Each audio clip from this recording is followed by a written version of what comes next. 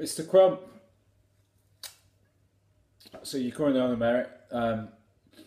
It's all about this assignment, and obviously you need a distinction, really, to take forward to university. Um, you've had a decent first attempt at it. Unfortunately, you've only got P2 and P3, so you haven't achieved any merit or distinction, and you've missed P4 because of your training program. So they could structure your questionnaire. You have used a range of questions. You could have gained more appropriate information by using different question types. You use the terms exercise and activity in the wrong context. So remember, exercise is repetitive, it's structured, it's progressive, okay, whereas activity is any form of bodily movement. So we can use the terms a little bit differently, and exercise is often like part of a program, or gym based, class based, rather than kind of walking around and doing everyday activities. So don't get mixed up between the two. Right, nice question there. Really like that, like I said. That got you P2. So then it comes to explaining strengths and areas of improvement. You got a merit on your areas of improvement, but your strengths. Marianne stopped smoking 2 years ago. This is a strength because by quitting, her health will have increased, and the chances of disease will have decreased. Okay, very kind of generic. You're not telling me that you understand about smoking there. You're not showing me any knowledge. So tell me why stopping smoking is good for your health. Again, Marianne only consumes 3 units of alcohol per week. This is a strength because it is within the recommended guidelines for drinking. Okay, again, you haven't shown me any understanding there. I need to know, by only consuming a couple of glasses of wine, how that's benefiting their health. Do some research on it, please.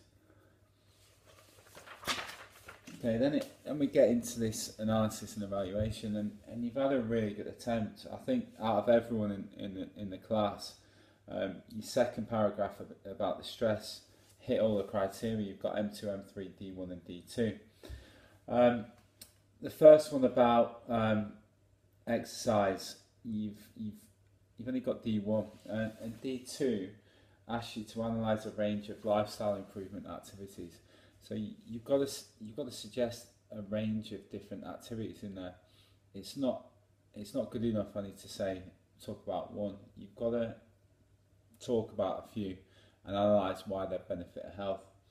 And then we kind of get this smoking and alcohol at the end, and it's, to be honest, it's only at pass because you've only described, you haven't evaluated or analysed it. Remember, an evaluation is good, bad, what you do differently. Yeah, the analysis is kind of bringing together all those different components and saying what effect they have on health.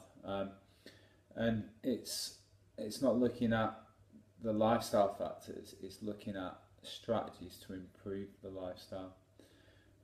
So if you chose physical activity, how those different physical activities that Marianne could potentially do would benefit her health differently. You could choose yoga, anything from yoga to running, to swimming, and how they might impact her health. And the different components of fitness we looked at last week.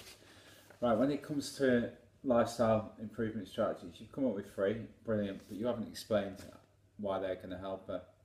Again, that's the M3 criteria that you've missed.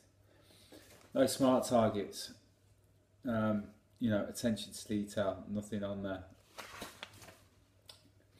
And then when it comes to your program, apologies, there are SMART targets, but your second one hasn't got a time on it, so it's not time bound. So your other two say by the end of the 6-week program, but there's nothing on your second one. Right, your program. So what you need to do, just with your activity, you need to be a bit more specific about what you're doing. You haven't given me a method of training, so we looked at lots of different methods from interval to fartlek to continuous to weight to circuit.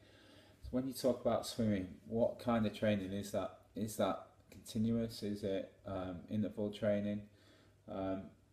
It's obviously quite hard to do fartlek in the pool, so you need to think about that. And then you're boxing against a punch bag, 20 minutes in 4 to 5 minute periods.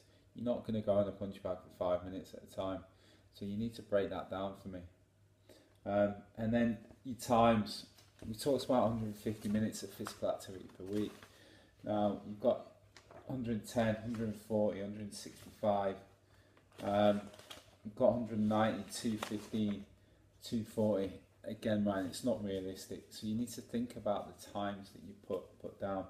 I like your justification at the end. You're the only person in the group to do that. So I'm really pleased that you've kind of justified why you're doing things. It shows that you've got a bit more knowledge. So there's a bit of work to do there. It shouldn't take you too long, but you're well on your way to get a distinction, and I'd be gutted if you didn't get it. So spend a bit of time on it, please.